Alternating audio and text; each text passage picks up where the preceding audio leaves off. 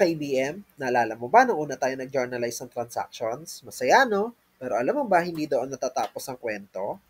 Welcome back sa Project Accounting, kung saan ginagawang less boring ang accounting subjects. Ngayong episode, pag-uusapan natin ang posting process, ang secret weapon para malaman kung ilan pang laman ng cash account mo o kung may utang ka pa kay supplier. So ano nga ba ang posting? In simplest terms, ito yung process ng paglilipat ng impormasyon mula sa journal papunta sa ledger. Bakit kailangan gawin ito? Kasi doon mo malalaman ang running balance ng bawat account mo. Kaya di sapat na naka-journal lang, kailangan naka-record din sa ledger. The general ledger is your accounting diary. Nandito lahat ng asset, liability, equity, revenue, at expense accounts mo. Here is a sample of a general ledger. May format yan na usually may 3 columns: debit, credit, at balance. Tapos may explanation section and reference number. Kaya kung may journal entry ka na debit cash 10,000, kailangan ilipat mo yan sa ledger under cash account. Tapos i-update mo yung balance. So paano ba mag-post sa general ledger? Una, hanapin ang correct ledger account. Pangalawa, i-post ang date, reference, and amount.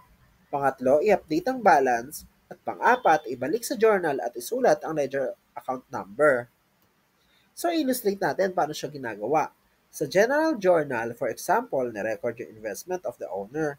So debit cash and credit JC Capital 15,000. So first step is hanapin ang correct ledger account ng debit. So sa cash ledger account.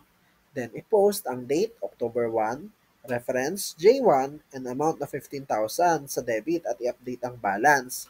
Tapos bumalik sa journal at isulat ang ledger account number which is 101. Ganon din sa credit. So, hanapin ang correct ledger account ng credit, so JC Capital General Ledger, then i-post ang date October 1, reference J1, and amount sa credit naman na 15,000 at i-update ang balance. Tapos, bumalik ulit sa journal at isulat ang ledger account number which is 301. Simple lang, di ba?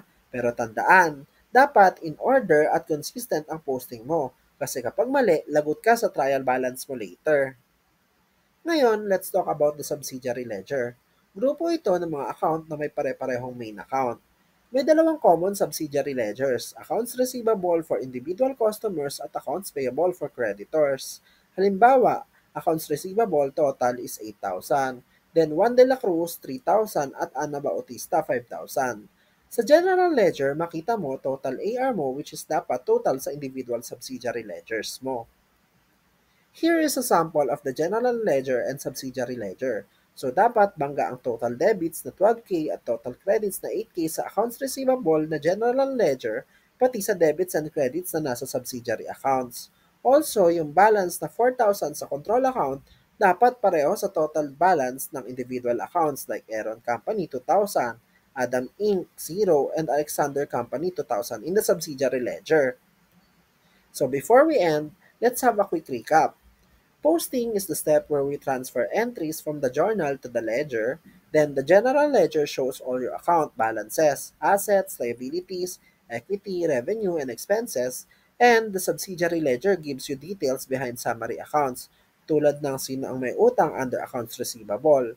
Laging double i-check ang nature ng transaction bago i-post, debit ba yan o credit, and timing and accuracy are key kasi one wrong post can mess up your entire financial report. O ayan, ang dami mong natutunan today from posting to ledgers. Kung gusto mong matutunan next kung paano gumawa ng trial balance, just comment down below, trial balance. So if you learned something new today, don't forget to like this video, subscribe, and share it with your classmates. Dahil dito sa Project Accounting, we don't just learn, we post it right. This is Project Accounting, your partner in passing accounting subjects and beyond. See you in the next video!